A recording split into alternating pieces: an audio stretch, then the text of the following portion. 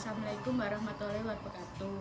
Di sini saya Nabila Sofi Mutiarani dengan NIM 21000090005 akan mempresentasikan hasil kerja saya mengenai hakikat konstitusi. Di sini saya mengambil pasal 20 ayat 2 Undang-Undang Dasar Negara Republik Indonesia tahun 1945 yang menjelaskan bahwa tiap-tiap warga negara berhak atas pekerjaan dan penghidupan yang layak bagi kemanusiaan.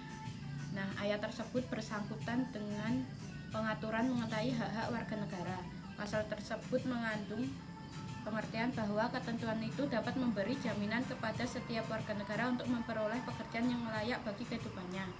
Konsekuensinya yang harus dilaksanakan ialah bahwa pasal itu mengharuskan negara untuk tidak memperlakukan tidak adil dalam memberikan kesempatan untuk mendapatkan pekerjaan sesuai dengan keinginan dan kemampuannya.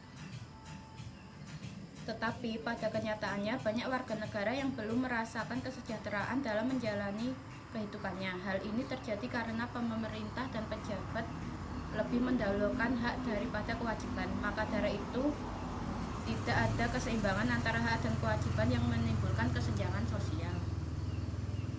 Nah, untuk mencapai keseimbangannya antara hak dan kewajiban dengan cara mengetahui posisi diri kita sendiri sebagai seorang warga negara harus tahu akan hak dan kewajibannya. Begitu juga dengan pejabat ataupun pemerintah seperti yang sudah tercantum dalam hukum dan aturan-aturan yang berlaku.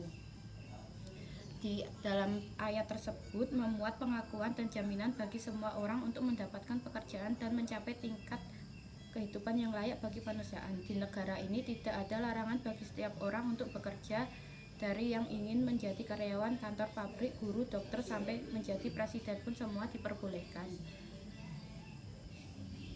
Tetapi hak untuk mendapatkan pekerjaan dan penghidupan yang layak sering kurang diperhatikan ataupun dikesampingkan. Keserakahan manusia adalah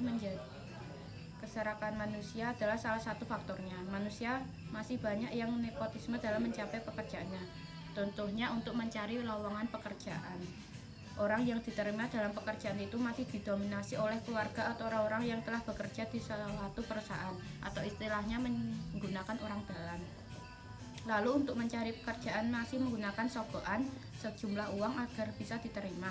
Masih banyak manusia demi menuntut haknya atau memenuhi keinginannya, lantas ia menghalalkan segala cara. Mereka tentu saja tidak akan memikirkan hak-hak orang lain atau hak para pencari kerja lainnya. Dalam melakukan hal tersebut, rendahnya upah tenaga kerja juga menjadi masalah dalam negeri ini. Contoh kasus yang pernah dialami di negara kita sendiri yaitu kasus penganiayaan TKW di suatu negara Hong Kong. Seorang TKW bernama Erwiana Sulistianingsih berusia 20 tahun telah dianiaya oleh majikannya di Hong Kong setelah bekerja 8 bulan. Akibatnya wajah dan tubuhnya menjadi luka-luka karena kasus penganiayaan tersebut. Erwina juga diancam tidak untuk berbicara kepada orang Indonesia ataupun lapor kepada polisi tentang kejadian itu.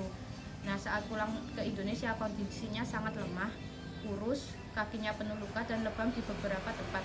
Belum lagi Erwina ini menimbulkan kecamatan dan kemarahan pada tenaga kerja sehingga menjadi sorotan publik. Sampai-sampai ribuan TKI di Hong Kong menggelar unjuk rasa sebagai aksi solidaritas. Dalam aksi unjuk rasanya itu, sebagai pengunjuk rasa mengibarkan bendera merah putih Indonesia dan sebagian lainnya mengacungkan foto wajah lebam Erwina akibat disiksa majikannya. Nah, itu hasil kerja saya. Terima kasih. Wassalamualaikum warahmatullahi wabarakatuh.